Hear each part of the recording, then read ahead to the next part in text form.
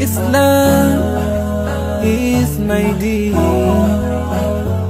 Islam is my way. I believe in Allah, in Muhammad. I believe in Allah, in Muhammad. Amantu billah wa malaikatihi. আমি আমার সামনের যেহেতু গতকালকে ঘোষণা দিয়েছি বাচ্চা কাচ্চার উপস্থিতি দেখে আমি বুঝতে পারছি যে আলহামদুলিল্লাহ আমাদের বাচ্চারা, আমাদের শিশু কিশোররা আজকে বিশেষ খুতবা দেওয়ার জন্য এসেছে। আমিও তাদের জন্য প্রস্তুতি নিয়ে আসছি। ইনশাল্লাহ আমার যে সকল বাচ্চা কাচ্চারা আসছে, আলোচনার পরে তাদেরকে ইনশাল্লাহ আমি চকলেট খাওয়াবো ইনশাআল্লাহ, এবং তাদের জন্য গিফট আছে ইনশাআল্লাহ।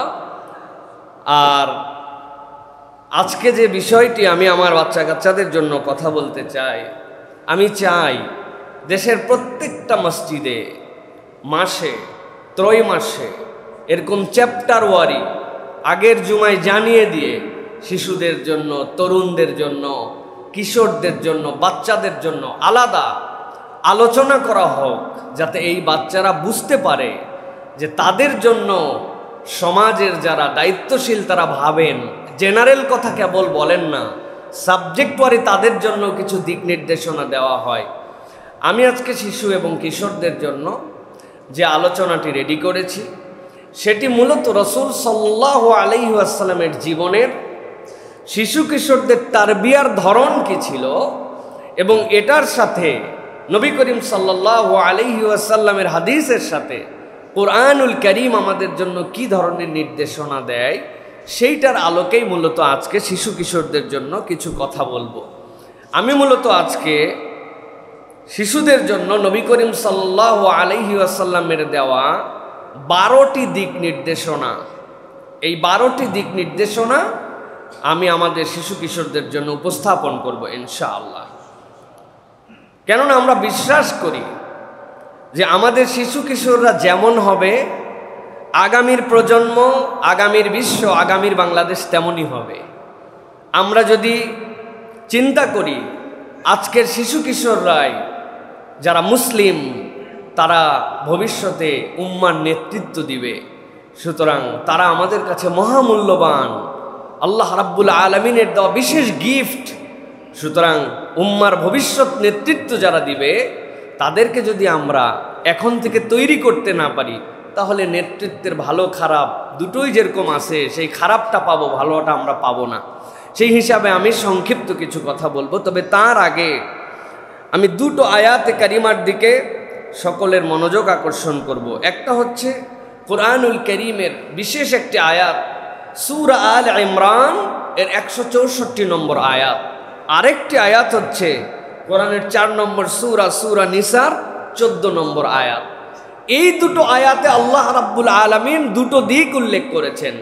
একটা হচ্ছে বিশ্ববাসীর জন্য, সেই বিশ্ববাসীর মধ্যে পুরুষ, নারী, শিশু, কিশোর, তরুণ, তরুণী, যুবক, যুবতী, শ্রমিক, মজুর, মালিক, সকল ধরনের মানুষ অন্তর্ভুক্ত। আল্লাহ রাব্বুল আলামিন তাদের জন্য বলছেন, তোমাদের জন্য রসুল প্রেরণটা এটা স্বয়ং আল্লাহ রাব্বুল আলামিনের পক্ষ থেকে একটা অনুগ্রহ ছিল। সুবহানাল্লাহ। আল্লাহ রাব্বুল আলামিন বলছেন, লাকাদ মান্নাল্লাহু আলাল মুমিনিনা ইয বা'আসা ফীহিম রাসূলাম মিন আনফুসিহিম ইয়াতলু আলাইহিম আয়াতিহি।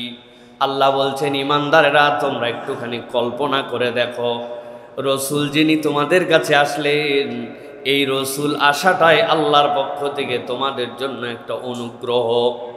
রাসূলুল্লাহ সাল্লাল্লাহু আলাইহি ওয়াসাল্লাম আসলেন, আসার পরে আল্লাহ রাব্বুল আলামিন বলছেন 3টা মৌলিক কাজ তিনি করেছেন।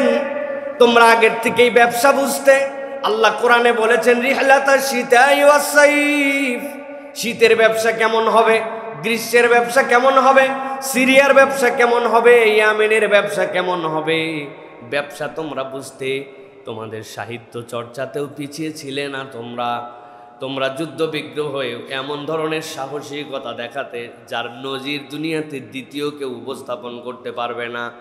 গোত্রের মায়ায় শত শত লোক জীবন দিয়ে দিছে, যার সাথে কোনো আত্মীয়তার সম্পর্ক হয়তো নাই। সব ডেডিকেশন তোমাদের ছিল, কিন্তু আল্লাহ বলছেন লাকাদ মান্নাল্লাহু আলাল মুমিনিন, আল্লাহ ঈমানদারদের প্রতি অনুগ্রহ করেছেন। ইয বা'সা ফীহিম রাসূলা, যখন আল্লাহ রাব্বুল আলামিন তাদের কাছে নবী প্রেরণ করেছেন, মিন আনফুসিহিম, আসমান থেকে আসে নাই, তাদের মধ্যে থেকেই, যেই মানুষটা তাদের মধ্যেই জন্মগ্রহণ করেছেন, তাদের মধ্যেই বেড়ে উঠেছেন, আল্লাহ বলছেন তাদের মধ্যে থেকে নবী প্রেরণ করা এইটা ঈমানদারদের জন্য একটা বিশেষ নিয়ামত ছিল।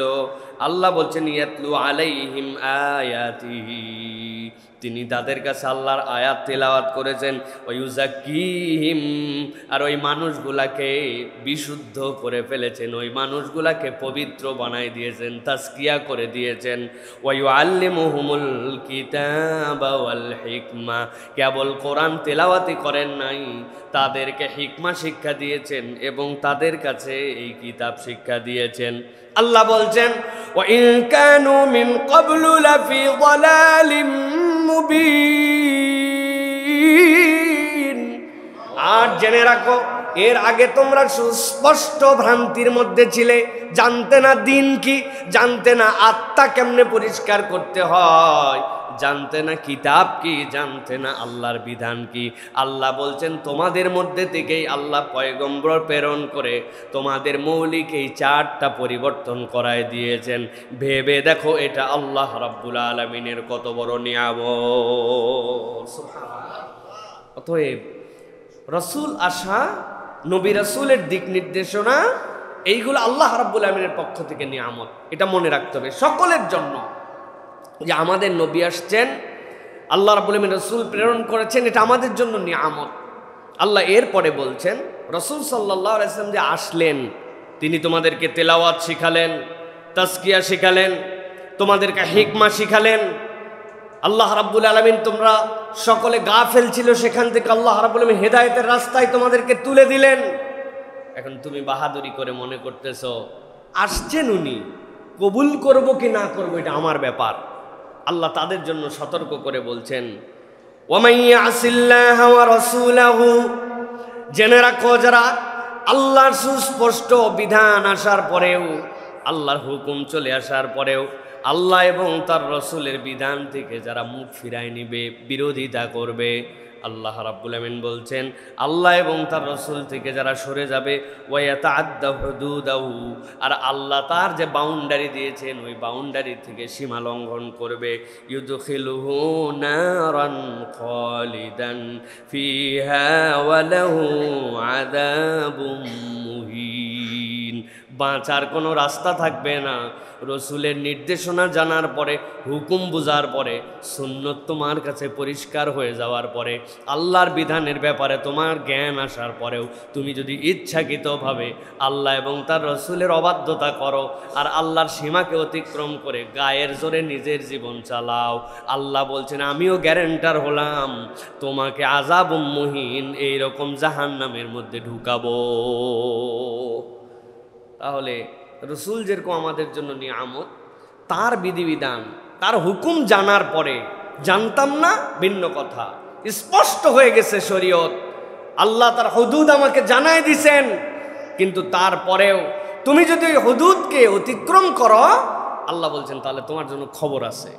আমি আমার প্রিয় মুসল্লিয়ানে কেরাম, প্রিয় তরুণ কিশোর, তাদের জন্য বলবো, জানতাম না একরকম বিষয়, কিন্তু এখন জেনে ফেলেছি, বিধান আমার কাছে পরিষ্কার, আজকে থেকে শুনে ফেললাম, আগে এটা বুঝতাম না, এরপরের থেকে যদি অবাধ্যতা করি তাহলে আমাদের পরিণাম ভালো হবে না খারাপ? ভালো করে বলেন, ভালো না খারাপ? জানতাম না ভিন্ন কথা। এই জন্য আমি আমার ভূমিকায় দুটো জিনিস আগে জানিয়ে রাখলাম, যে আল্লাহ রাব্বুল আলামিন উপহার হিসাবে আমাদেরকে পয়গম্বর দিয়েছেন, এই পয়গম্বরের বিধিবিধান জানার পরে যদি সেখান থেকে মুখ ফিরায় নেই তাহলে কিন্তু খবর আছে, তাহলে খবর আছে। এই বোর্ডটা নিয়ে আজকের কথাগুলি শুনতে হবে। তাহলে আজকে আমাদের প্রিয় ভাইয়েরা, যারা আগামীর প্রজন্ম, যারা ভবিষ্যতে মুসলিম উম্মার নেতা, সেই মানুষদের জন্য বলবো, শিশুদের জন্য নবী করিম সাল্লাল্লাহু আলাইহি ওয়াসাল্লামের প্র্যাকটিস থেকে 12টি দিক আছে, যেই 12টি দিক শিশুদের হৃদয়ের মধ্যে গেঁথে নেওয়া, অনুভব করা এবং তার উপরে নিজেকে পরিচালিত করার জন্য সচেষ্ট হতে হবে। আমি ভার কথা বলবো না, এই কথা কেবলমাত্র এই জায়গাতেই থাকবে না, এই কথা বিশ্বময় যাবে। আমি অনুরোধ করব অভিভাবকদেরকে, আপনার বাচ্চাদেরকে কথাগুলি শোনাবেন, অনুভব করতে শেখাবেন যে আল্লাহ রাব্বুল আলামিন আসলে কি বলতে চাচ্ছেন তাদের সাথে। আমি 1 নম্বরে বলতে চাই আমার শিশু কিশোরদের জন্য যে তোমরা আল্লাহ রাব্বুল আলামিনের সবচেয়ে বড় নিয়ামত। অনেকেই এই শিশু কিশোর বাচ্চাদেরকে এদেরকে মনে করে যে এইগুলো মনে হয় বোঝা, এইগুলো আমাদের জন্য পেরেশানি। এটা কেবল এই প্রজন্মের নয়, নবী করিম সাল্লাল্লাহু আলাইহি ওয়াসাল্লাম যে জাহেলি যুগে আসছিলেন, সেই জাহেলি যুগে এমন অবস্থা ছিল যে সেই সময় মানুষ রিজিকের ভয়ে নিজের সন্তানকে হত্যা করে ফেলতো, নিজের বংশমর্যাদার দিকে তাকিয়ে নিজের কন্যা শিশুকে হত্যা করে ফেলতো। এখনো আমরা যদি আমাদের সমাজে দেখি তাহলে দেখব ভ্রূণ হত্যা করা হয়, অবৈধ গর্ভপাত করে দেওয়া হয়। হ্যাঁ, অবৈধ গর্ভপাত মানে অবৈধভাবে সন্তান ধারণ করারটুকু নয়, যেটা আসার পরেও আপনি কেন, যেটা আমাদের জন্য দরকার নেই এখন এরকমভাবে, অথচ প্রতিটি সন্তান প্রতিটি শিশু এটা আল্লাহ রাব্বুল আলামিনের একটা নিয়ামত। তোমরা অবহেলার পাত্র নও, বরং এই বিশ্বের জন্য সবচেয়ে বড় নিয়ামতের একটা হচ্ছে মানব শিশু। সুবহানাল্লাহ। আল্লাহ রাব্বুল আলামিন বলছেন সূরা আনাম 151 নম্বর আয়াতের মধ্যে, ওয়ালা তাকতুলু আওলাদাকুম মিন ইমলাক নাহনু নারযুকুকুম ওয়া ইয়াহুম। খবরদার খবরদার দুনিয়ার মানুষ, তোমরা রিজিকের ভয়ে তোমাদের সন্তানদেরকে হত্যা করো না। আল্লাহ বলছেন আমি রব তোমাদেরও রিজিক দেই, তোমার সন্তানদেরও রিজিক দেই আমি আল্লাহ। আল্লাহ রাব্বুল আলামিন বলছেন ওয়ালা তাকরাবুল ফাওয়াহিশা মা যাহারা মিনহা ওয়া মা বাতান ওয়ালা তাকতুলুন নাফসাল্লাতী হারামাল্লাহু ইল্লা বিল হক যালিকুম ওয়াসাকুম বিহি লাআল্লাকুম তাকিলুন। আল্লাহ বলছেন ও দুনিয়ার মানুষ, আমি রব্বুল আমিন তোমাদের জন্য নির্ধারণ করে দিলাম, যেই সন্তান তোমাদের, যেই শিশু, যেই কিশোর তোমাদের বাড়িতে আছে, মনে করো না সে তোমার রিজিক খায়। আল্লাহ তোমার রিজিক যেমন দেন ওই রকম সন্তানের রিজিকও আল্লাহ দেন। বরং তো ঘটনা এমন অনেক সময় হয়, বাবা মার সংসার সচ্ছল ছিল না, আল্লাহ একটা সন্তান দিয়েছেন, ওই সন্তানের ওসিলায় সংসারটা সচ্ছল হয়ে গেছে। আছে না ভাই? আল্লাহ রাব্বুল আলামিন এই জন্য বলছেন যে এই সন্তান তাকেও রিজিক দেন আল্লাহ, তোমাকে রিজিক দেন। বাহিরে আপনি কোথায় এই উদাহরণ খুঁজতে যাবেন? বাহিরে উদাহরণ খুঁজতে গেলে তো মুসিবত। উদাহরণ তো আমি নিজে, উদাহরণ আমি নিজে। আল্লাহ রাব্বুল আলামিন আমার সন্তান যখন বাড়াইছেন, এই বাচ্চাগুলা, এই মেয়েগুলি, এবং আমার বিবাহের পরে আর আগের জীবন, আসমান আর জমিনের মধ্যে পার্থক্য। আল্লাহ করতে কেমনে রিজিক দিছেন এইটা আমি হিসাব দিয়ে মিলাতে পারবো না। সুতরাং এই সন্তান, এই পরিবার, এগুলো আমাদের জন্য রিজিক। সুবহানাল্লাহ। এক একজন বাচ্চা হয়েছে আমার, আর এক একটা নিয়ামত আমার জীবনে আল্লাহ রাব্বুল আমিন যুক্ত করে দিয়েছেন। আপনাদের কাছে সেইগুলি এত খোলামেলা বলার মতো সময় নাই, কিন্তু আমি নিজেই উদাহরণ। 8,500 টাকা বেতন, 7,500 টাকা বাড়ি ভাড়া ঢাকা শহরে। আপনি চিন্তা করতে পারবেন? তাহলে আমি চুরি করে চলতাম, 1,000 টাকা দিকে একটা মানুষের চলে? 8,500 টাকা ফিক্স বেতন আর 7,500 টাকা হচ্ছে বাড়ি ভাড়া। কেমনে চলি তাহলে? আল্লাহ রাব্বুল আলামিন এরপরে সন্তান দিলেন, এরপরে কেমনে যেন রিজিক আমারে ধাবরায়। আমি রিজিক ধাবরাই না, রিজিক আমারে ধাবরায়। সুতরাং আল্লাহ রাব্বুল আমিন বলছেন নাহনু নারযুকুকুম ওয়া ইয়াহুম। বেকল তুই খাইয়ে চিন্তা করিস আমি বাচ্চা থাকলে আমার কি হবে না হবে। আল্লাহ বলছেন আমি তোকেও খাওয়াই, তোর বাচ্চাকেও খাওয়াই। সুবহানাল্লাহ। প্রিয় ভাইয়েরা, আল্লাহ বলছেন ওয়ালা তাকরাবুল ফাওয়াহিশা মা যাহারা মিনহা ওয়া বাতান। খবরদার আই শিশু কিশোররা, তরুণরা, তোমরা খবরদার খারাপের কাছে যেও না। গোপনীয় প্রকাশ্য কোনো ফাহেশার সাথে সম্পৃক্ত হওয়া যাবে না। যেখানে অশ্লীলতা, অসভ্যতা, তার সাথে যেতে পারে না। মুসলিম তরুণ, মুসলিম কিশোর মজা করেও কনসার্টে যেতে পারে না, মজা করেও গান বাজনায় যেতে পারে না, ফান করেও সিনেমা দেখতে পারে না। ফাহেশা যেখানে, তরুণ এবং কিশোরদের সম্পর্ক সেখানে থাকবে না। আল্লাহ বলছেন ওয়ালা তাকতুলুন নাফসাল্লাতী হারামাল্লাহু ইল্লা বিল হক, একটা প্রাণকে তুমি হত্যা করতে পারবে না। কেবল মানব শিশু না, কোনো প্রাণকেই তুমি হত্যা করতে পারবা না। রাস্তার পাশ দিয়ে যায়, গাছের পাতা একটা বেরিয়ে আসে, টুপ করে একটু টেনে ছিঁড়ে নিয়ে ছিঁড়তে ছিঁড়তে চলে গেল, এইটুক পর্যন্ত নিষেধ। সে তাসবিহ করে, তুমি কেন অযথায় এই প্রাণের পাতাটুকু তুমি ছিঁড়ে ফেললা? কোনো কারণ নাই, পা দিয়ে যাচ্ছে আর দাঁড়ায় আছে আর চা খাচ্ছে, নিচে যেগুলো পিঁপড়া আছে ওইগুলো পা দিয়ে ডলে ডলে মারতেছে, আপনার তো সে ডিস্টার্ব করতেছে না, সুতরাং আপনি তাকে হত্যা করতে পারবেন না। আল্লাহ বলছেন আল্লাহর হক হুকুম ছাড়া, বৈধ কারণ ছাড়া একটা প্রাণকেও তুমি হত্যা করতে পারবে না। এটা আল্লাহ রাব্বুল আলামিন তোমার থেকে হারাম করেছেন। আল্লাহ বলছেন যালিকা ওয়াসাকুম বিহি লাআল্লাকুম তাকিলুন, এটা আল্লাহর পক্ষ থেকে তোমাদের জন্য নির্দেশনা, আল্লাহর পক্ষ থেকে ওসিয়ত, আশা করি তোমরা অনুভব করতে পারবা। প্রিয় তরুণ এবং কিশোরেরা, আমি আপনাদের জন্য বলবো, এই যে ভিডিও গেম খেলেন, যেই গেমের মধ্যে বিনা কারণে সারাদিন একজনকে মারতেছেন, এই যে ক্রুয়েলিটি তৈরি হচ্ছে, ইসলাম এটার থেকেও আপনাদেরকে সরতে বলে। আপনি ক্রুয়েলিটির সাথে যুক্ত হতে পারবেন না। তিনজন মিলে খেলছেন, একজন এখানে বলতেছে, আরেকজন পাশ থেকে বলছে মার মার মার, ডানে ডানে বামে বামে, এই যে নির্দেশ দিয়ে দিয়ে যে ক্রুয়েলিটি ভিতরে তৈরি হচ্ছে, আল্লাহ এইটাও পছন্দ করেন না। সুতরাং এই আয়াতের এটা একটা ফাইন্ডিংস যে আমরা এমন হারাম অসভ্যতা, যেটা চোখে দেখা নিষেধ, ফোনেও দেখব না, ডিভাইসেও দেখব না, যেটা আমাদের জন্য প্র্যাকটিস বাহিরে নিষেধ, ওইটা খেলার ছলেও সেই খেলা আমরা খেলবো না, ওই গেম আমরা খেলবো না, ওই গেমের সাথে আমার সম্পর্ক থাকবে না, যেখানে শিশু মন, কিশোর মনের মধ্যে ক্রুয়েলিটির প্রভাব ফেলে। যারা এগুলো আবিষ্কার করে আমাদেরকে দিছে, আমাদের কাছে অস্ত্র নাই, আমাদের বৈধ অস্ত্র রাখার নিয়ম নাই, সকলের সামর্থ্য অনুযায়ী সেটা নিতে পারে না, কিন্তু ইউরোপ আমেরিকায় ওইগুলা খেলাও আছে, আবার অস্ত্র রাখতে দেয় মাঝে মাঝে। এই জন্য দেখেন না, একজন 20 জনকে মারছে, স্কুলের মধ্যে ব্রাশ ফায়ার করে দিছে, শেষে নিজেকে হত্যা করছে। এইগুলো ঘটনা প্রত্যেক দিন ঘটে। আজকে তারা ভিকটিম হচ্ছে, আজকে বলতেছে কোকেন, মাদক এইগুলা তারা নিতে দিবে না, অথচ বার খুলে রেখে দিয়েছে। ম্যারিজুয়ানা সেইটাকে হচ্ছে, গাঁজাকে তারা বৈধতা দিয়ে রাখছে, মানুষ অ্যাডিক্টেড হচ্ছে। এখন যেটা বসতেছে তারা, আল্লাহ এটা নবী করিম সাল্লাল্লাহু আলাইহি ওয়াসাল্লামকে 1500 বছর আগে বুঝিয়ে দিয়েছেন। অতএব ইসলামের বিউটি অনুযায়ী আমরা আমাদের সন্তান যারা শিশু কিশোররা, তারা ভাববেন যে আমরা এই উম্মার সম্পদ, পরিবারের নিয়ামত, তাদের মূল্যায়ন আছে, তবে এই মানুষগুলার দায়িত্বর জায়গা, তারা ফাহেশার সাথে যুক্ত হবে না, তাহলে বলেছি যাবে না। আল্লাহর সবচেয়ে বড় নিয়ামত, এমন কোন কাজ করবে না, কিশোর আমাদের আল্লাহ এবং রাসূল, আল্লাহ যেন তাদেরকে কবুল করেন। প্রিয় ভাইয়েরা, নবী করিম সাল্লাল্লাহু আলাইহি সাল্লাম বলেছেন কিয়ামতের দিনে আমলনামা নিয়ে যারা উঠবে, ভালো করে শোনেন কিশোররা, আমার তরুণরা, আমলনামা নিয়ে যখন উঠবে, এই আমলনামায় 3টা ভাগে বিভক্ত হয়ে যাবে।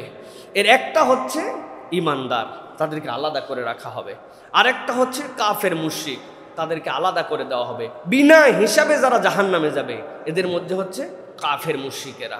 আর বিনা হিসাবে যারা জান্নাতে যাবে, ইমানের সাথে আমলে সলে তওবা নিয়ে আসছে, এই মানুষদেরকে আল্লাহ বিনা হিসাবে দিবেন।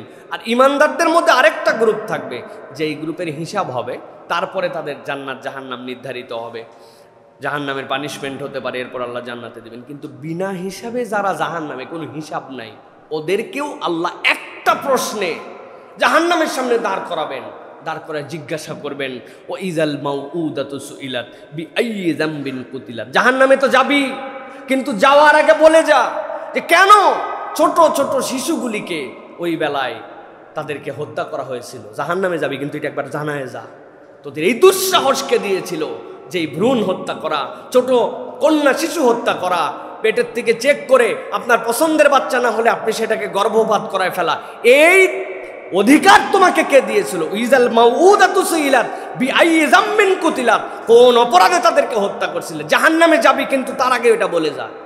জাহান্নামে যে যাবেই, তার আবার এটা জিজ্ঞাসা করার করেন, আল্লাহর রাগ, আল্লাহর গোসা, যে এই শিশুদেরকে সে মূল্যায়ন করে নাই।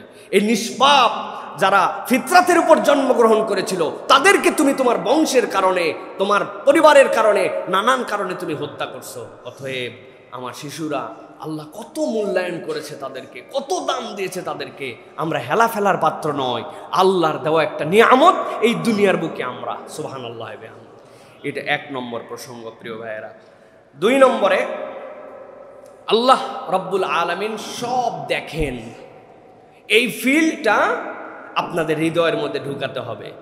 আল্লাহ রব্বুল আলামিন সব দেখেন, এটা হচ্ছে একজন শিশু কিশোরের বিল্ড আপ হওয়ার সময় তার আত্মার মধ্যে গেঁথে নেওয়া সবচেয়ে বড় আইটেম।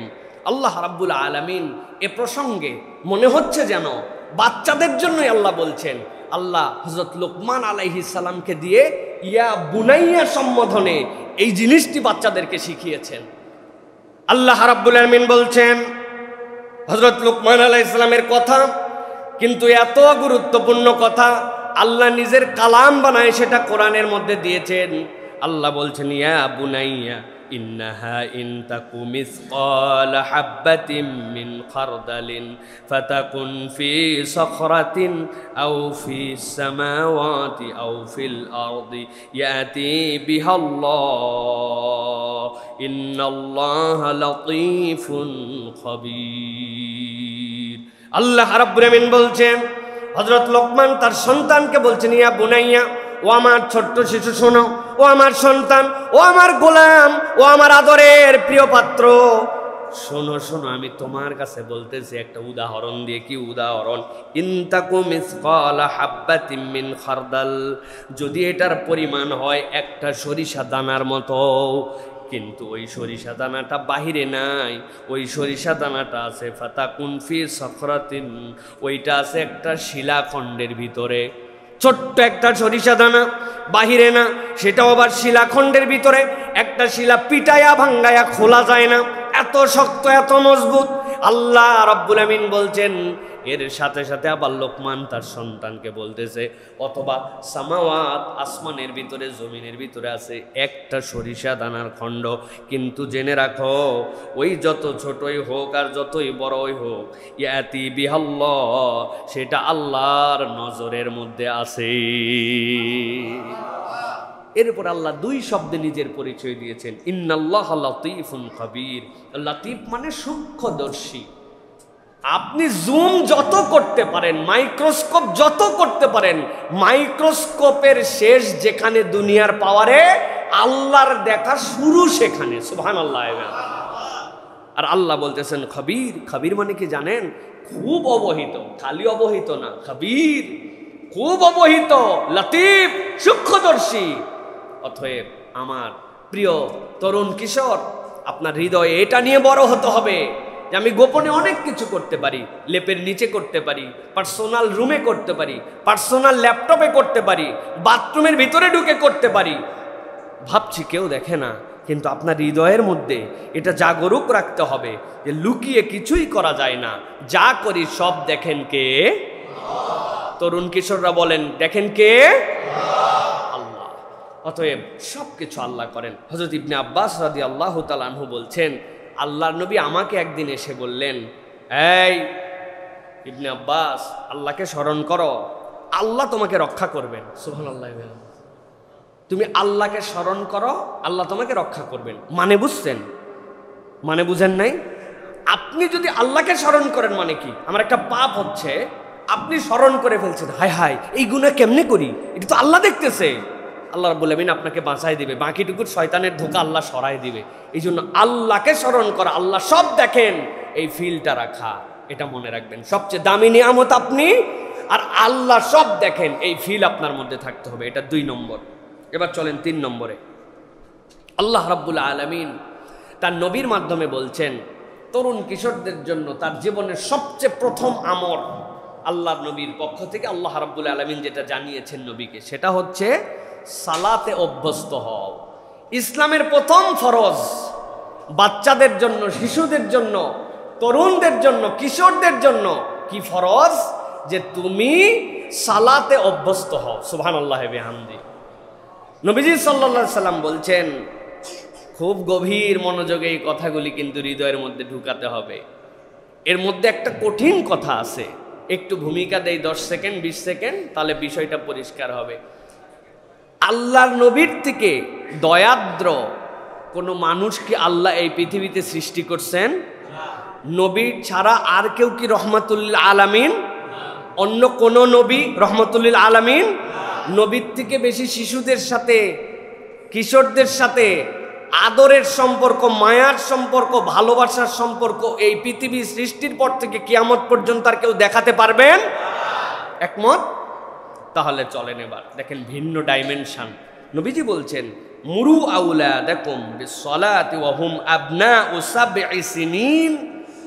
তোমার সন্তানের বয়স যখন 7 বছর হয়ে যাবে, আমি নবী দায়িত্ব দিলাম, তাদেরকে বলো সালাত পড়ো, বাবারা নামাজ পড়ো, বাবা নামাজ মিস করো না, আসো নামাজে আসো, আসো নামাজ, এই নামাজের ওয়াক্ত হয়ে গেছে। মুরু, আদেশ দাও, উপদেশ দাও, ডাক দাও, তোলো।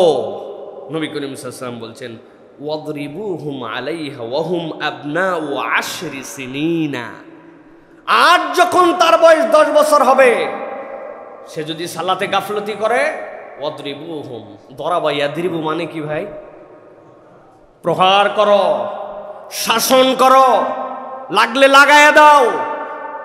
একটু আগেই বলছেন নবীর থেকে দয়াদ্র কেউ নাই, নবীর থেকে বেশি মায়ার কেউ নাই, শিশু কিশোরদেরকে এর চেয়ে বেশি কেউ ভালোবাসে নাই। সেই নবী 10 বছরের একটা বাচ্চাকে সালাতের জন্য শাসন করতে বললেন। একটু আশ্চর্য কথা না? আশ্চর্য কথা। এই জন্য নবী করিম সাল্লাল্লাহু আলাইহি ওয়াসাল্লাম জানতেন এটাই হচ্ছে তার জীবনের সেরা পাঠ।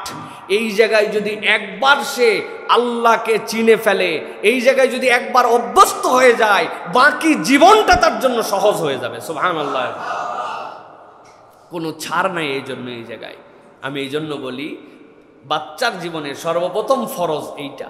সুবহানাল্লাহ বিহামদি। এর আগে আপনার বাচ্চার জীবনে কোনো ফরজ ছিল না। খেয়াল করেন, রোজা তো আরো পরে, বালেগ হওয়ার পরে 13 বছর হয়ে যেতে পারে, তার 15 বছর হতে পারে কোনো মেয়ের ক্ষেত্রে, কিন্তু এই বাচ্চার সালাত ফরজ হয়ে গেছে 10 বছর, তার জীবনের প্রথম ফরজ।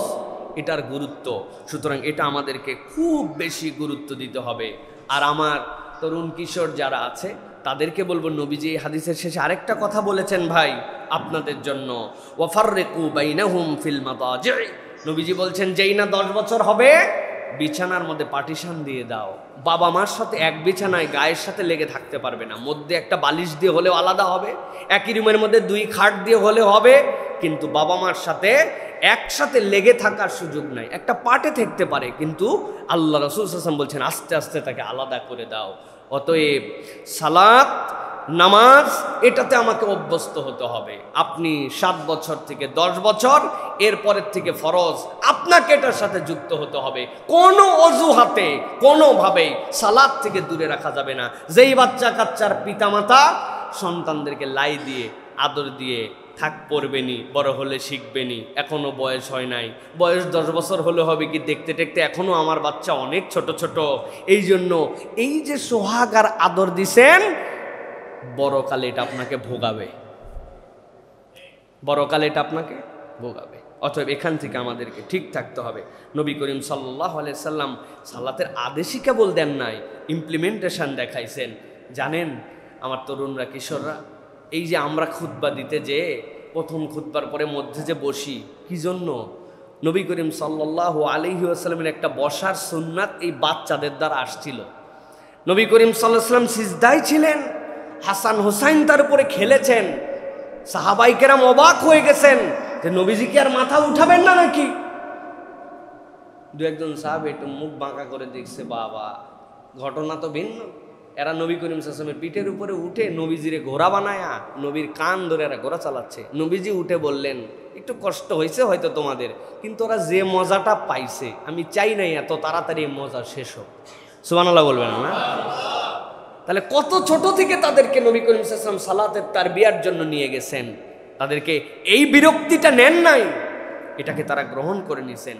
সুতরাং আমি বলবো আমার প্রিয় শিশুরা, কিশোররা, তরুণরা, সালাত এইটা তোমাকে অভ্যস্ত হতে হবে, এইটাতে তোমাকে পারদর্শী হতে হবে, এইটা তোমার জীবনের পাঠ বানাতে হবে। এছাড়া জীবন সুন্দর হবে না। অতএব নামাজ কঠিন নয়, ভালোবাসায় ভরা। আর আল্লাহর সাথে তুমি কি দিয়ে যোগাযোগ করবে? নানির সাথে যোগাযোগ দরকার, ফোন করে দিয়েছি। বিদেশি স্কলারশিপ দরকার, সাথে সাথে আমি মেল করে দিয়েছি। খাবার অর্ডার করা দরকার, অমুক পান্ডা তার কাছে আমি অর্ডার করে দিয়েছি, আমার বাড়িতে চলে আসে। আল্লাহর সাথে আমার যোগাযোগ করা দরকার, আমার রবের সাথে কেমনে যোগাযোগ করব? আল্লাহর সাথে বান্দার যোগাযোগ হচ্ছে দোয়া আর সালাত। বান্দা যখন সালাতে থাকে সে সরাসরি আল্লাহর সাথে ডায়ালে কথা বলতে থাকে। অতএব আল্লাহর সাথে কানেকশনের জন্য আমাদের 3 নম্বর হচ্ছে সালাতে অভ্যস্ততা। এটা নবী করিম সাল্লাল্লাহু আলাইহি ওয়াসাল্লাম শিখিয়েছেন। 4 নম্বর আমার শিশু কিশোরদের জন্য বলবো, সত্যবাদী হও, সত্যবাদী হও। আল্লাহ রাব্বুল আলামিন যতগুলো গুণ মানুষকে দিয়েছেন সৃষ্টির সাথে যুক্ত করে, তার অন্যতম একটা হচ্ছে সত্যবাদিতা। মানুষ ন্যাচারালি সত্যবাদী হবে, সত্যটাই তার ভূষণ হবে। নবী করিম সাল্লাল্লাহু আলাইহি ওয়াসাল্লাম বলছেন, আলাইকুম বিসসিদক, তোমাদের জন্য সত্যতাকে ফরজ করা হলো। ফা ইন্নাস সিদকা ইয়াহদি ইলাল বির ওয়া ইন্নাল বিররা ইয়াহদি ইলাল জান্নাহ। একবার যদি কেউ সত্যবাদী হয়ে যায়, আল্লাহ নবী বলছেন এইটা তাকে কল্যাণের দিকে নিয়ে যাবে, ভালো কাজ অটোমেটিক করতে শুরু করবে। আর একবার যদি কেউ কল্যাণ শুরু করতে পারে, আল্লাহ নবী বলছেন তাকে জান্নাতের ভিতরে এই কল্যাণ নামায় দিবে। তাহলে সত্যবাদিতা কল্যাণ আনে, কল্যাণ জান্নাতে নিয়ে যায়। এটা একটা ট্র্যাক, এই ট্র্যাকে উঠলে আপনি জান্নাতে। উল্টা হলে কি হবে? তাহলে আপনি যদি মিথ্যাবাদী হন, অকল্যাণের দিকে নিয়ে যাবে, অকল্যাণ আপনাকে জাহান্নামের দিকে নিয়ে যাবে। সত্য মিথ্যার মিশ্রণ এক অভূতপূর্ব লাইফ আমাদের। কিছু সত্যও বলি, কিছু মিথ্যাও বলি। এইটা কোনো ইমানদারের ভূষণ হতে পারে না। অতএব শিশু কিশোররা, আব্বু এটা বকতে পারে, আম্মা এটাতে রাগ করতে পারে, এই কথা বললে আমার টিচার আমাকে ভৎসনা করতে পারে, আমার বন্ধু বেরাজ হয়ে যেতে পারে। ডোন্ট ওয়ারি, আমি কোনো দিকে কোনো বিষয় নিয়ে চিন্তা করি না। আমি চিন্তা করি আমি কখনো মৃত্যু হব না, আমি সত্য কথা বলবো। কেউ যদি একবার সত্যের উপরে উঠতে পারে, আল্লাহ তাকে কল্যাণের উপরে উঠাই দিবেন। সুবহানাল্লাহ। কল্যাণের রাস্তা জান্নাত। তাহলে জান্নাতের রাস্তায় যদি কেউ ওঠে, বাকি সব কিছু তার সহজ হয়ে যাবে। কিন্তু আমরা দুনিয়ার একটু হিসাবের কারণে মিথ্যা কথা বলি, নানানভাবে আমরা ছলচাতুরি করি। এই মিথ্যাগুলি বলা যাবে না। শিশু বয়স থেকেই মিথ্যার উপরে যদি আমরা যাই, তাহলে এই ক্যারিয়ারটা আমাদের বরবাদ হয়ে যাবে। আব্বু বকবে, এই জন্য আমি কইছিলি রে এতক্ষণ, এটা মিথ্যা কথা বলে ফেলছি। হ্যাঁ, টিচার বলছে পড়া পারো নাই কেন? গতকালকে আমার স্যার খুব শরীর খারাপ ছিল, মিথ্যা কথা। অথচ ওই সময় ভিডিও গেম খেলে পার করেছে, অন্য কিছুতে পার করেছে। মিথ্যার অভ্যাস থেকে তোমাকে মুক্ত হতে হবে। আমার সাথে মিথ্যার কোনো সম্পর্ক থাকবে না। দুনিয়া একদিক, আমি একদিক, সত্যের সাথে যুক্ত হতে হবে। আল্লাহ নবী সাল্লাল্লাহু আলাইহি সাল্লাম বলছেন, ওয়ামা ইয়াজালু রাজুলু ইয়াসদুকু ওয়া ইয়াতাহাররা সিদকা হাত্তা ইউকতাবা ইনদাল্লাহি সিদ্দিকান। কোন একটা বান্দা যদি একবার সত্যের উপরে অধিষ্ঠিত হয়ে চলতে শুরু করে, আল্লাহ তাকে তার কাছে সিদ্দিক হিসাবে লিখে নেন। আর আল্লাহর তালিকায় যে সিদ্দিকে ওঠে, সেই ব্যক্তি কখনো জাহান্নামে যাবে না। সুবহানাল্লাহ। আপনি ফিল করতে পারেন নাই, আমি আপনাকে বুঝাতে সক্ষম হই নাই। আপনার অনেক ভুল থাকবে, অনেক গুনাহ হয়ে যেতে পারে, কিন্তু একটা গুনাহ আপনার জীবনে নাই যে আপনি মিথ্যা বলেন না, মিথ্যা করেন না, মিথ্যার সাথে সম্পর্কিত হন না।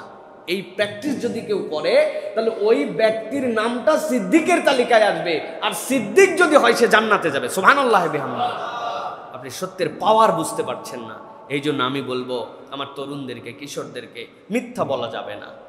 তবে মাঝে মাঝে একটু বলা যাবে, তাই না? মাঝে মাঝে বলা যাবে না।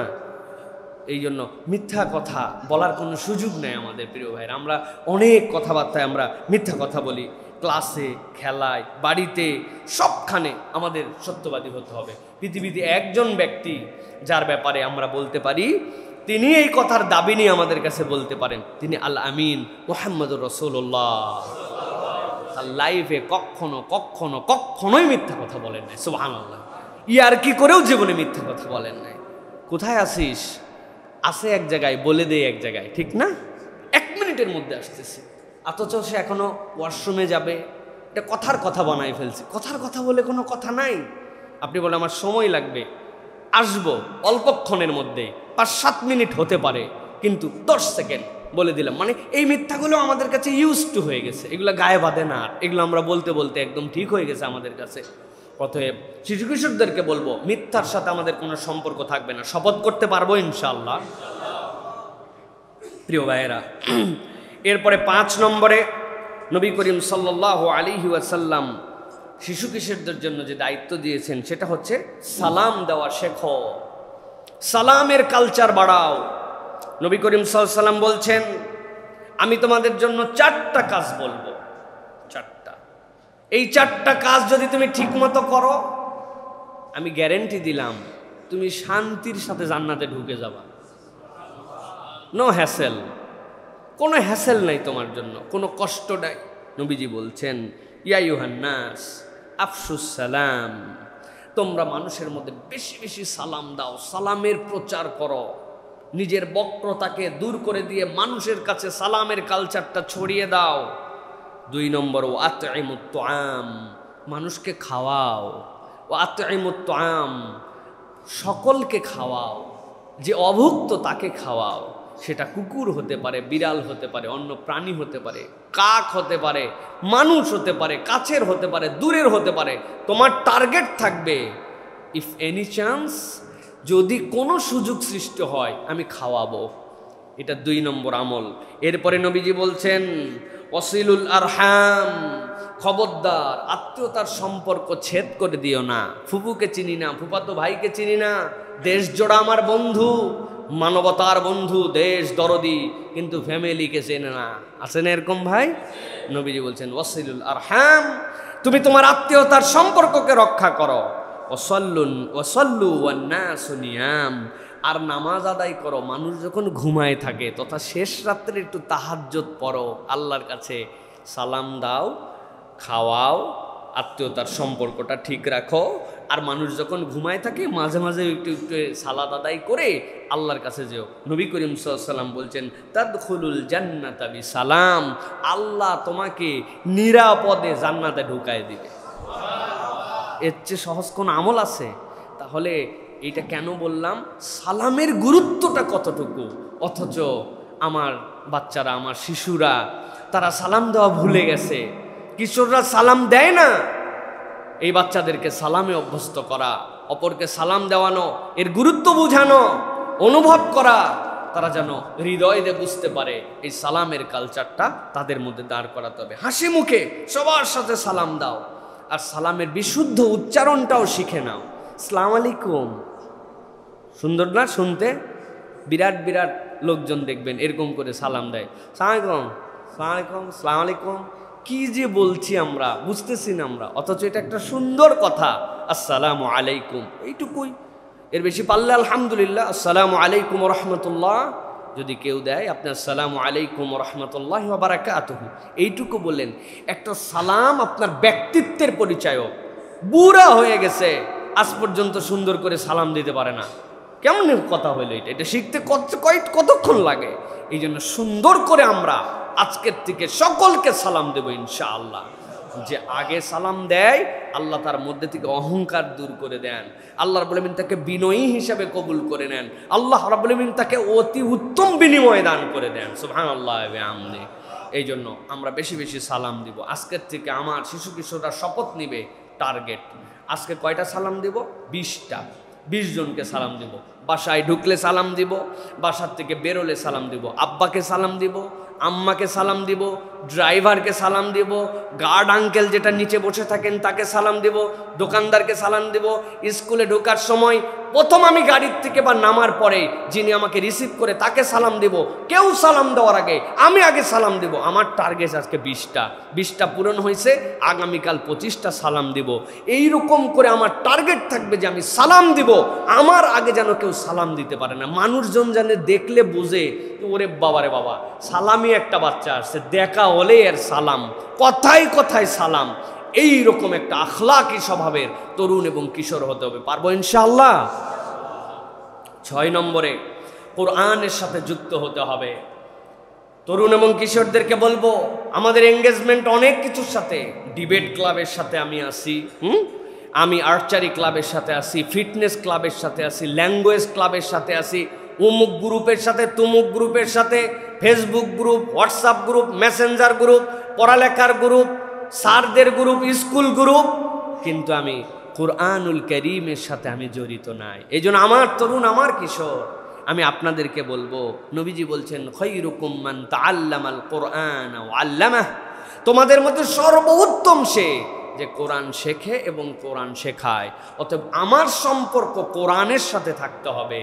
আমার সম্পর্ক যদি কোরআনের সাথে থাকে তাহলে আমার দুনিয়াটা সুন্দর হবে। হযরত আব্দুল্লাহ ইবনে মাসউদ রাদিয়াল্লাহু তাআলা আনহু এত ছোটবেলায় কোরআন শিখছেন, একদম ছোট, কেবল কথা বলতে শিখছেন, কোরআন শিখে গেছেন। নবী করিম সাল্লাল্লাহু আলাইহি সাল্লাম তার কাছ থেকে তেলাওয়াত শুনতেন যে আরে এ তো কথাই বলতে পারে না কিন্তু কোরআন পড়তে পারে, আর নবীজি এত আদর করতেন, এত খুশি হতেন। তাহলে আমার বাচ্চার প্রথম পাঠ কি হবে? আমার বাচ্চার প্রথম পাঠ হবে কালামুল্লাহ, তার মুখ দিয়ে যেন কালামুল্লাহ বের হয়। সুবহানাল্লাহ ওয়া বিহামদিহি। এবং এটা সম্ভব ভাই। আমার বড় মেয়ে, ওর বয়স যখন 2.5 বছর কি 2 বছর, ইজা জা নাসরুল্লাহ এটা আমি মুখস্থ করাইছি, সূরা ফাতিহা মুখস্থ করাইছি, তারপরে আয়াতুল কুরসি মুখস্থ করাইছি। ওই সময় ও ঠিকঠাক মতো কথা বলতে পারতো না, কিন্তু ইজা জা নাসরুল্লাহ সুন্দর করে ঝরঝর করে পড়তো। আল্লাহ এইটা তাদের মধ্যে তৌফিক দেন, এটা সে শিখে ফেলতে পারে। ওয়ালাকাদ ইয়াসসারনাল কুরআনা লিযিকির, আল্লাহ বলছেন এটা সহজ।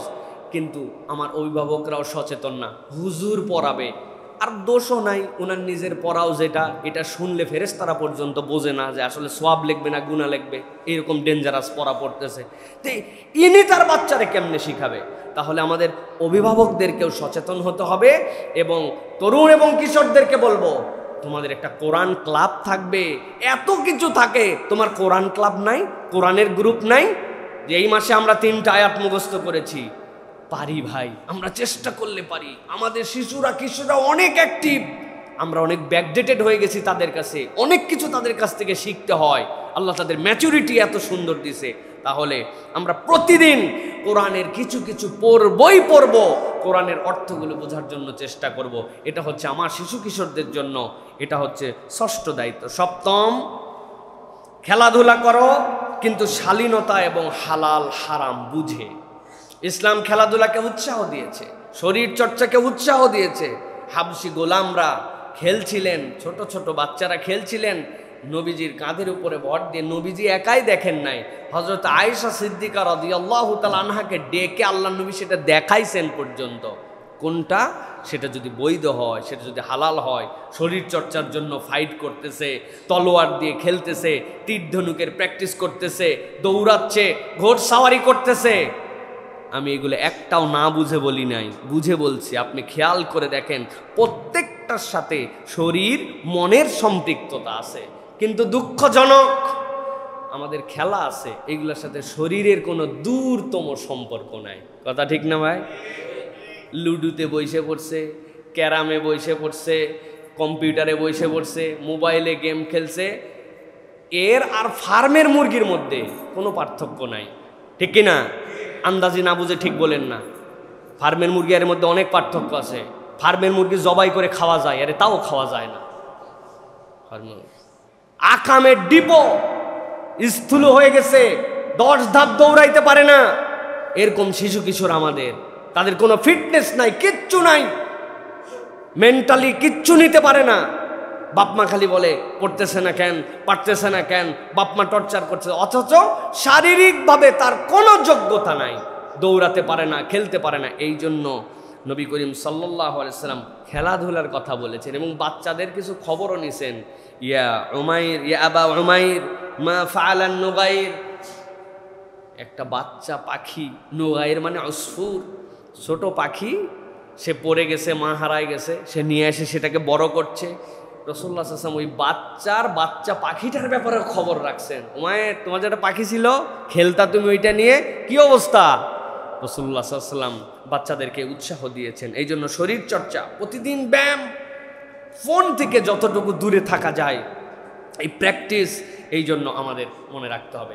সাথে একটা উসুল মনে রাখতে হবে। প্রিয় তরুণ কিশোরদেরকে বলবো, যা বাস্তবে হালাল নয় তা ফোনেও হালাল নয়।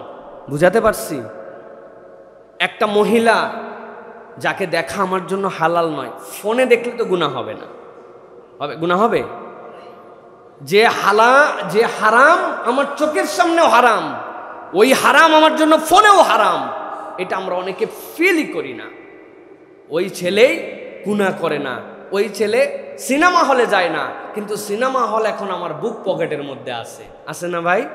ওই সিনেমা দেখে, ওই নাটক দেখে আমি সময় পার করে দিচ্ছি। অতএব এটা মনে রাখতে হবে এবং ফিজিক্যালি খেলাধুলার জন্য আমাদেরকে চেষ্টা করতে হবে। অভিভাবকদেরকে বলবো, আপনি যদি আপনার সন্তান থেকে প্রোডাক্টিভ কিছু চান, তাহলে আপনার সন্তানকে আপনি দয়া করে একটুখানি শারীরিক খেলাধুলার জায়গাতে নিয়ে যান।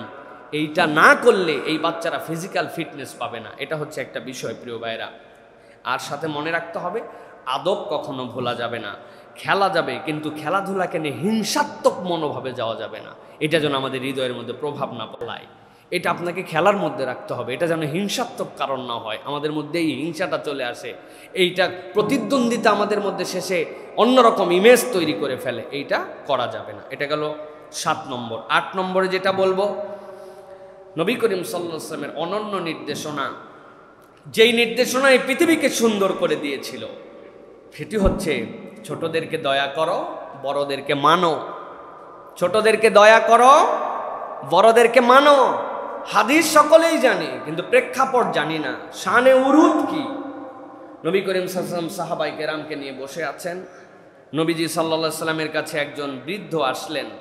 এখন নবী করিম সাল্লাল্লাহু আলাইহি ওয়াসাল্লামের কাছে জায়গা পাওয়া কি ফিল তার।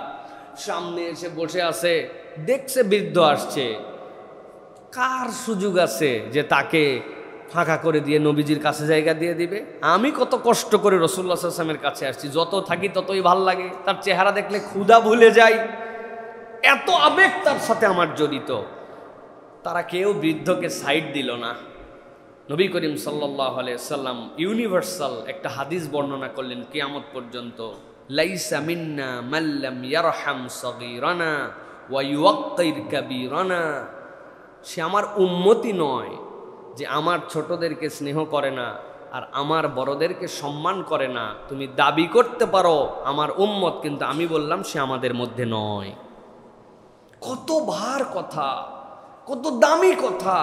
নবী করিম সাল্লাল্লাহু আলাইহি ওয়াসাল্লাম এই জন্য ছোটদেরকে স্নেহ করা বড়দের জন্য কর্তব্য, আর বড়দেরকে মানা এটা ছোটদের জন্য দায়িত্ব। নবী করিম সাল্লাল্লাহু আলাইহি ওয়াসাল্লাম বলেছেন, নবী করিম সাল্লাল্লাহু আলাইহি ওয়াসাল্লাম ছোট ছোট বাচ্চাদেরকে নিয়ে কাঁধে খেলতেন, আবার সেই বাচ্চাদেরকেই বড়দেরকে মানার জন্য নির্দেশনা দিয়েছেন। হযরত আব্দুল্লাহ ইবনে আব্বাস, নবীজি সালাতে দাঁড়াইছেন, দুইজন হলে মুসল্লি ডানে থাকবে, বরাবর দাঁড়াবে, উনি বামে দাঁড়াইছেন, নবীজি কানটা ধরে এরকম করে ঘুরায় টেনে সামনে নিয়ে আসছেন, স্নেহ করে কাঁধে তুলেছেন, আদর দিয়েছেন, চুমু দিয়েছেন। আবার যেইটুকু আদব শেখানোর, সে আদব শেখানোর জন্য কান ধরে নিয়ে এসে ডান পাশে দাঁড় করায় দিয়েছেন। এই যে রাসূলুল্লাহ সাল্লাল্লাহু আলাইহি ওয়াসাল্লাম বড়দেরকে মানা শিখালেন, আদব শিখালেন, কাদেরকে? সাহাবায়ে কেরামকে এই কথা বলছেন, আপনাকে আমাকে বলেন নাই, কিন্তু কথাটা ইউনিভার্সাল কিয়ামত পর্যন্ত। এই জন্য আমার তরুণ এবং যারা আমার শিশু কিশোররা আছে তাদেরকে বলবো, তুমি একটু বড়, তুমি তোমার ছোট ভাই বোনেরা সারাদিন খালি ভয় দেখাও, উৎপাত করো, তাদেরকে জ্বালাও, মুরব্বীদের সাথে কেমন জানি আচরণ করে, আদব আখলাক নাই, এরকম জানি হয়ে যাচ্ছে। বেয়াদব বেনসিব, যার মধ্যে আদব নাই, মুরব্বীদের প্রতি সম্মান নাই, আল্লাহ রাব্বুল আলামিনের কাছ থেকে সে কিছু পাবে না। বেয়াদব বেনসিব।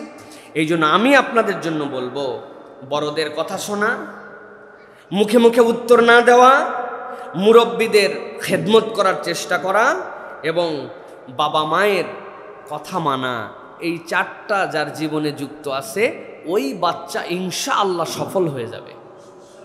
মুরব্বীর একটা কথা বলছে, যে কথাটা বলছে বুঝতে পারতেছে এই কথাটা মুরব্বীর বলা ঠিক হয় নাই, কিন্তু আমি নবীর দিকে তাকায়া আমি একজন শিশু কিশোর মেনে নিছি, যা তার সাথে বেয়াদবি করব না।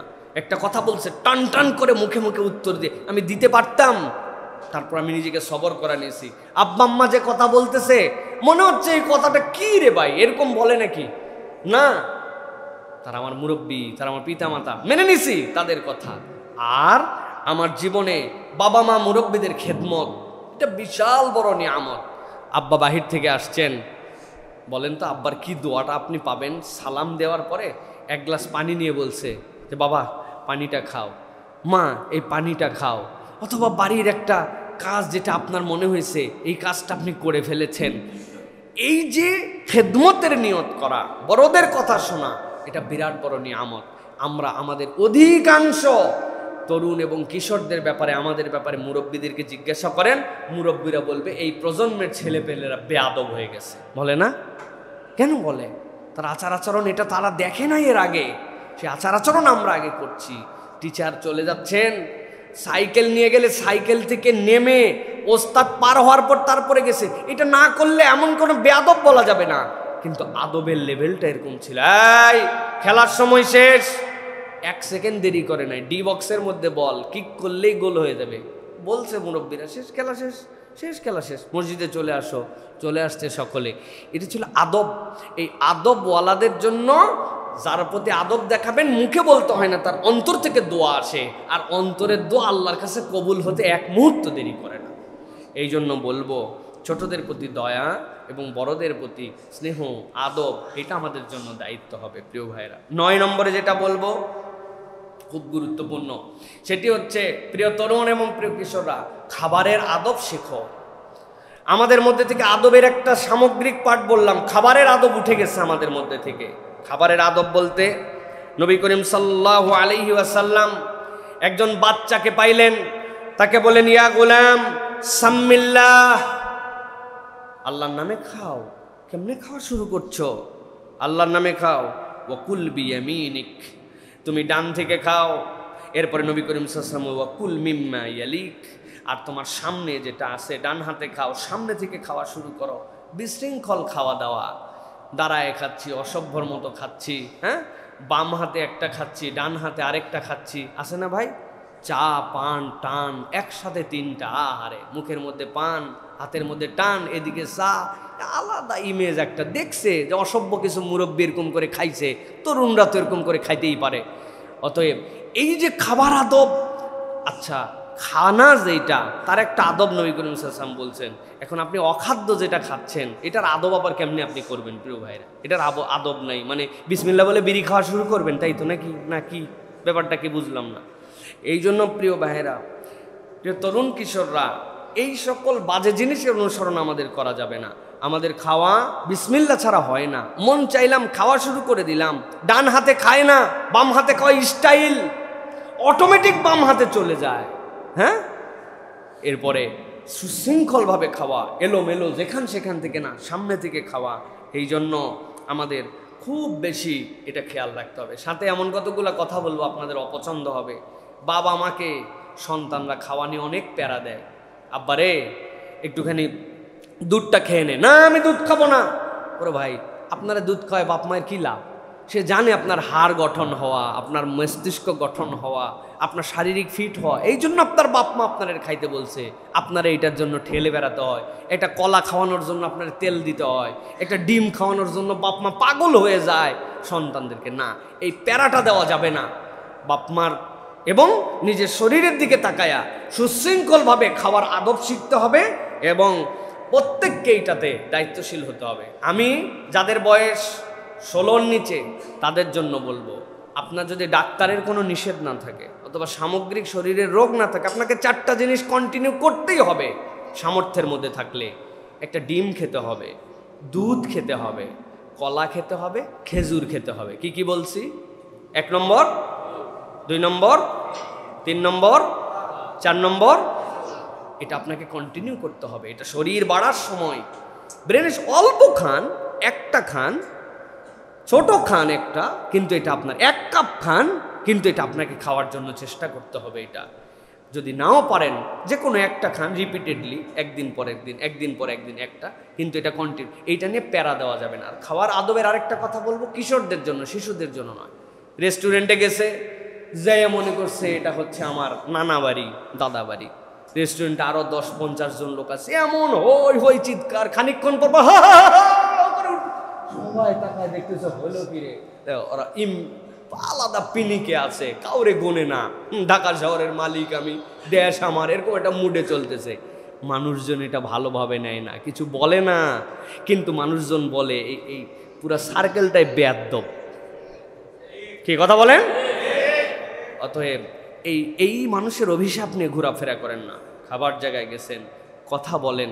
আমি তো বলি আমার জীবনে ইউরোপে, আমেরিকায়, জাপানে বা অন্যান্য যেগুলো দেশে গেছে, ইভেন মালয়েশিয়ায় পর্যন্ত, এই মানুষগুলা কিভাবে যে কণ্ঠ নামায় কথা বলতে হয়।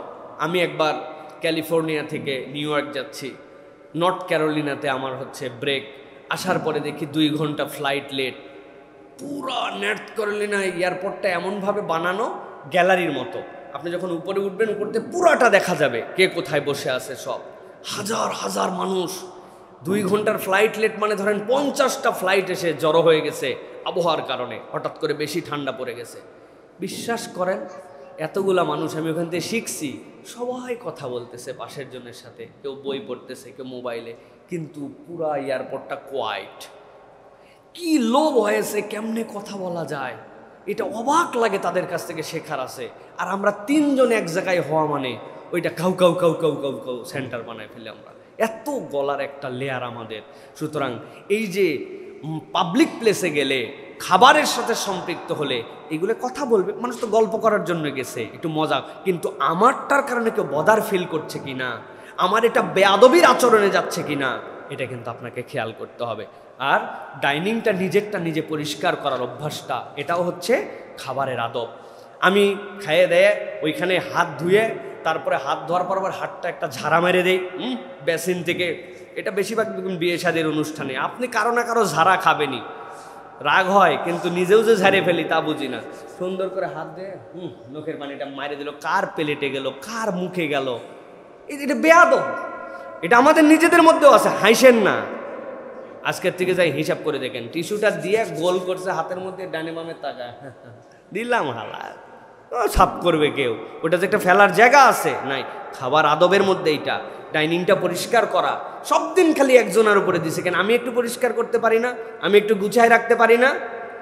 এইটা হচ্ছে খাবারের আদব। এটা বাচ্চাদেরকে ছোট থেকে তরুণ কিশোরদেরকে বলবো, আপনাকে মানুষ অটোমেটিক ভদ্র বলবে, আপনি ভদ্রতাটা শিখে ফেলেন।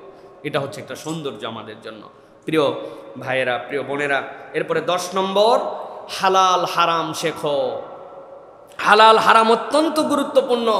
নবীজি ছোট্টবেলার থেকে শিখিয়েছেন। একটা বাচ্চা এসে সাদাকার খেজুর খেতে শুরু করছে, নবী মুখ থেকে বের করে ফেলে দিয়ে বলছেন এটা হারাম, এটা তুমি খেতে পারো না। সুতরাং যেটা হারাম সেটা হারাম, সকলের জন্য হারাম। এখান থেকে আপনাকে বাঁচতে হবে। হালাল জিজ্ঞাসা করা শেখো।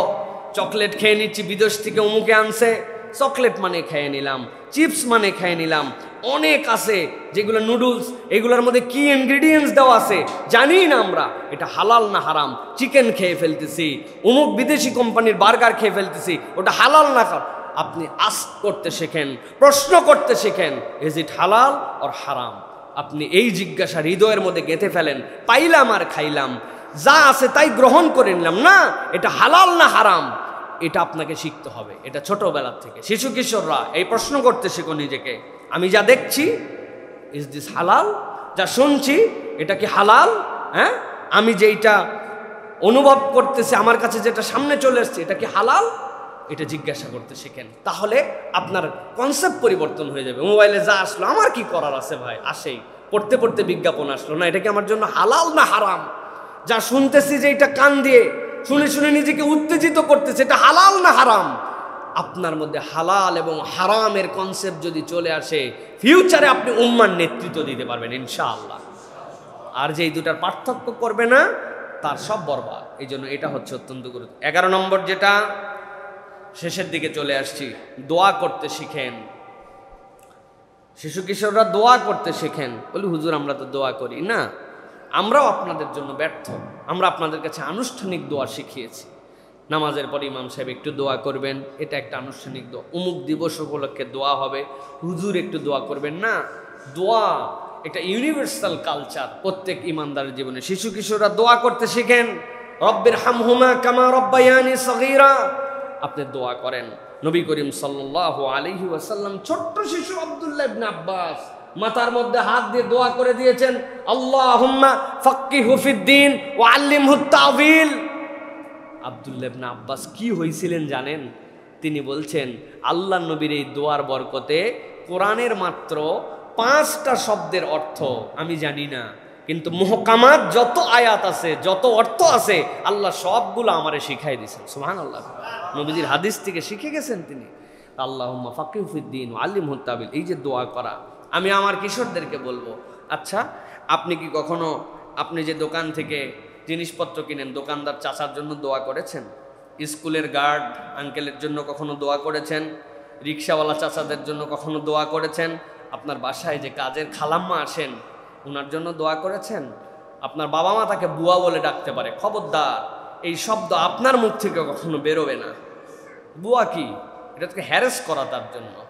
তিনি খালা হতে পারেন, আপা হতে পারেন, চাচি হতে পারেন, বয়স ভেদে তার একটা সম্বোধন থাকতে পারে। বুয়া কোনো সম্বোধন নয়। এটা বড়লোকদের হয়তো যারা নিজেদেরকে বিরাট আউট অফ দ্য ওয়ার্ল্ড ভাবতেছে তারা বলতে পারে, আমরা বুয়া বলবো না। আমি আমার শিশু কিশোরদেরকে এটা শিখাতে চাই না, কিন্তু তার জন্য কি আপনি দোয়া করেছেন? সুতরাং দাদু, নানু, ফুপি মাথার উপর দিয়ে হেলিকপ্টার উঠে চলে যায়, ওই হেলিকপ্টারের পাইলটগুলোর জন্য দোয়া করেছেন? আপনি দোয়া করার কালচার নিয়ে আসেন। আপনি যত মানুষের জন্য দোয়া করবেন, আপনার আল্লাহর পক্ষ থেকে ফেরেশতা নিযুক্ত হয়ে আপনার ভবিষ্যতের জন্য ফেরেশতা দোয়া করবে। অতএব দোয়ার কালচার। আর সবচেয়ে বড় দোয়া, রব্বির হামহুমা কামা রব্বায়ানি সাগীর। আল্লাহ, আমি তো 10-12 বছর বয়স হয়েছি, আমি এখন বুঝতে পারছি যে আমি ছোটবেলায় আমার আব্বা আম্মা যদি একদিন আমার ডায়াপার চেঞ্জ না করতো, হ্যাঁ, আমাকে যদি না খাইয়ে দিত, আমার যদি ঔষধ আমার মুখে তুলে না দিত, আমাকে যদি স্নেহ না করতো, আমি তো শেষ হয়ে যেতাম। আল্লাহ, তুমি আমার পিতা মাতার জন্য সেরকম রহম করো। এইটা করলে আল্লাহ রাব্বুল আমিন আপনার প্রতি রহম করবে। সুতরাং আমি বলবো, দোয়া করতে শেখেন, দোয়া করতে শেখেন, বেশি বেশি দোয়া করতে শেখেন। আপনার মুখ দিয়ে কথায় কথায় দোয়া বের হবে। আল্লাহ মানুষের কল্যাণ করুক, আল্লাহ আপনার ভালো করুক, আল্লাহ আপনাকে নিরাপদে রাখুক। আপনি শুধু দোয়া করবেন, শুধু দোয়া করবেন সব সময়। এইটা হচ্ছে বাচ্চাদের, তরুণদের, কিশোরদের এটা একটা প্র্যাকটিস হওয়া দরকার। আমাদের মধ্যে বের হয় না, জাযাকাল্লাহ খায়ের পর্যন্ত বের হয় না। বের হয় না। মানুষের জন্য দোয়া আসে না। ওস্তাদ পড়ায় চলে গেছে, চিন্তা করছে ওস্তাদের তো পড়ারই দায়িত্ব, মাদ্রাসা থেকে তো এর টাকা দিচ্ছে, এর জন্য আবার দোয়া করা লাগবে কোন দুঃখে? আরে এমন কি পড়াইছে, এরকম একটা মুড নিয়ে আমরা আছি প্রিয় ভাইয়া। সকলের জন্য দোয়া করা। আল্লাহ একটা ভিডিও দেখছি, বাহ, এটা দেখে তো একটা দিন শিখলাম। আল্লাহ ভিডিওটা কে করছিল? আল্লাহ তুমি তার প্রতি রহম করো, তাকে আরো ভালো কাজ করার তৌফিক দান করো। জিন্দেগিতে কোনো ইউটিউবারের জন্য দোয়া করছেন? করি নাই আমরা। এই যে দোয়া, এই দোয়ার কালচারটার মধ্যে ঢুকতে হবে প্রিয় তরুণ কিশোররা। এটা নবী করিম সাল্লাল্লাহু আলাইহি ওয়াসাল্লামের শিক্ষা ছিল, তিনি সব সময় দোয়া করতেন। সর্বশেষ আজকের পয়েন্ট, সেটি হচ্ছে দায়িত্ব নিতে শিখুন। আমি ছোট, আমার এখনো দায়িত্ব নেওয়ার বয়স হয় নাই, আমি শিশু, কি দায়িত্ব নিব? না, আমি আপনাদের কাছে সময় নাই। ওসামা ইবনে যায়েদের গল্পটা আপনাদেরকে শোনাতে পারতাম। তরুণ কিশোর আবু বকর রাদিয়াল্লাহু তাআলা আনহু তখন প্রায় 55 বছর বয়স, ওমর রাদিয়াল্লাহু তাআলার বয়স প্রায় তখন 53 বছর, হযরত ওসমান রাদিয়াল্লাহু তাআলার বয়স তখন আরো কাছাকাছি 49। ফুল ম্যাচুরড এক একজন মানুষ। নবী করিম সাল্লাল্লাহু আলাইহি ওয়াসাল্লাম ওসামা ইবনে যায়েদকে সেনাপতি বানায় পাঠিয়ে দিলেন যখন তার টিনেজ। তাহলে দায়িত্ব নেওয়ার জায়গাটা সবসময় বয়স ভেদ করে না। অতএব দায়িত্ব নেওয়ার জন্য রেডি হওয়া, নেতৃত্ব দেওয়ার জন্য প্রস্তুত হওয়া, দায়িত্ব নিতে শিখতে হবে। উমুকে করে দিবে, তুমুকে করবে, বড়দের দায়িত্ব না, আপনি দায়িত্ব নেওয়া শেখেন। চ্যালেঞ্জ নেন নিজের প্রতি। কি চ্যালেঞ্জ নিবে? নিজের মশারি নিজে গুছায় না, নিজের রুম নিজে জীবনে ঝাড় দেয় নাই, নিজের বাথরুম নিজে জীবনে সাফ করে নাই। এখানে কারা কারা নিজের বাথরুম পরিষ্কার করেন যে জীবনে একবার হলেও হারপিক দিয়ে ডোলে, বেসিন টেসিন, বাথরুম ভিতর উপর নিচ উপরে ঝাড়ছেন সব কিছু? তরুণ কিশোরদের মধ্যে দিকে হাত তোলেন। মাশাআল্লাহ, আলহামদুলিল্লাহ, আলহামদুলিল্লাহ। আমি হুজুরও, কিন্তু বাথরুম আমারটা আমি পরিষ্কার করি, কারণ কারো বাথরুম পরিষ্কার করা আমার মনের মতো হয় না। আমি যেমন করে বাথরুম পরিষ্কার, আপনার বাথরুমে যদি পানি আটকায় থাকে, পানি শুকায় না, তাহলে বুঝবেন চোখে দেখা যায় না কিন্তু এই বাথরুম ময়লা। আর বাথরুমটা ঘুষিয়ে মাইজে পরিষ্কার করে দেখবেন বাথরুমে পানি নাই, বাথরুম শুকনো হয়ে গেছে, তখন বুঝবেন যে এই বাথরুমের মধ্যে ময়লা নাই। দুনিয়ার ময়লা সব জায়গায়। দায়িত্ব কোত্থেকে নিবে আমার তরুণরা, আমার কিশোররা? আমি এই জন্য বলবো, ঘর গুছান, মসজিদ পরিষ্কার করার জন্য একদিন আসেন। হ্যাঁ, আপনি মসজিদ পরিষ্কার করার জন্য একদিন আসছেন না, 5টা জায়নামাজ একদিন আপনার বাড়িতে নিয়ে যান। আপনি নিজে ধন, আমার মসজিদে মা এই জায়নামাজগুলি এরকম দেখেছি, আমি একটু পরিষ্কার করার জন্য চেষ্টা করি। মসজিদের সামনের জুতার বক্সগুলো একদিন আপনি মনে হয়েছে একদিন অজুখানা আপনি পরিষ্কার করার দায়িত্ব নেন। হ্যাঁ, আপনি আপনার মোজা গুছায় রাখেন না, আপনার মোজা খুঁজে পাওয়া যায় না, বাপ মায়ের সাথে চিল্লাচিল্লি করে সকালবেলা আছে না। আফ্রিকার শিশুদের মোজা ময়লা দেখি নাই, জুতাগুলা চকচক করে। আর আমাদের বাচ্চা কাচ্চা জুতাগুলোর দিকে তাকানো যায় না। জুতা ময়লা রাখাই নাকি একটা স্মার্টনেস। সে যে বড় হয়েছে এটাতে বোঝা যায় যে তার ঘর এলোমেলো, এরকম একটা ভাব নিয়ে করতেছেন না। দায়িত্ব নেওয়া শেখেন, সমাজের দায়িত্ব নেন। আমাদের দেশে এগুলো কালচার নাই। অস্ট্রেলিয়ায় একজন আমার সাথে শেয়ার করছে, ছোট বাচ্চা স্ট্যান্ডার্ড 4-এ পড়ে, টার্গেট দিছে তোমারে $30 উঠাতে হবে গাজার জন্য, এটাই তোমার অ্যাসাইনমেন্ট। ও সুন্দর করে কি বলতে হবে গুছায় নিয়ে বক্স নিয়ে পাশের বাসায় গেছে যে আমার স্কুল থেকে এটা আমার একটা প্রজেক্টের অংশ, গাজার শিশুদের অবস্থা খারাপ, আপনি কি কিছু ডোনেশন দিবেন আন্টি? ওই ছেলে $89 একদিনে নিয়ে আসছে। পিচ্ছি বাচ্চা, আপনি কল্পনা করছেন? আমি বানানো কথা বলছি না, আমি নাম বলে দিলাম না আপনাদের কাছে, তাহলে সেটা সেই ব্যক্তির জন্য এটা খারাপ হতে পারে। তো এই বাচ্চারা এইটা শিখেছে, দায়িত্ব নিতে তাদেরকে শিখায়। আমাদের তরুণ কিশোররা দায়িত্ব নেয় না, মনে করে আব্বার দায়িত্ব সবগুলি তার দায়িত্ব। আপনি আপনার মতো করে চিন্তা করেন যে আমি কোন জায়গাটায় দায়িত্বশীল হতে পারি। এই দায়িত্ব নেওয়াটা আমার হচ্ছে একটা পার্ট। এটা নিলে ভবিষ্যতে উম্মার দায়িত্ব আপনার কাঁধে আসবে। অতএব আজকে যে 12টি বিষয়ের কথা বললাম, আবার আপনাদের জন্য সামারি করি, আমার তরুণ শিশু কিশোরদের জন্য। তোমরা আল্লাহর সবচেয়ে বড় নিয়ামত, আল্লাহ তাআলা সব দেখেন। নামাজে অভ্যস্ত হন, সত্যবাদী হন, সালাম দেওয়া শিখে নিন, কোরআনের সাথে বন্ধু হন, খেলাধুলা করেন কিন্তু শালীনতা এবং হালাল বুঝে নেন।